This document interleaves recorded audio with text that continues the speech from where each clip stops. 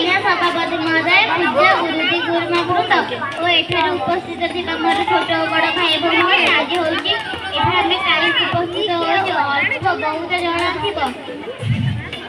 आज हेउची अगस्त मास 15 तारिख बा स्वाधीनता दिवस।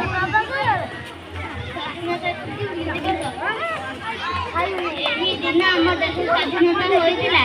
आम देशर 80तम स्वाधीनता दिवस आम पालन करि आसुछु। एही स्वाधीनता दिवस रे आम पताका उत्तोलन करू, जातीय संगीत गान करू। इंग्रजी माने आसी आमको 200 वर्ष धरी अत्याचार करथिले। आम जातीय संग्रामी माने आम देश को रक्षा करथिले।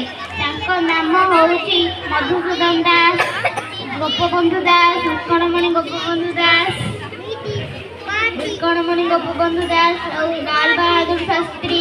एसी टाइम बच्चे बहुत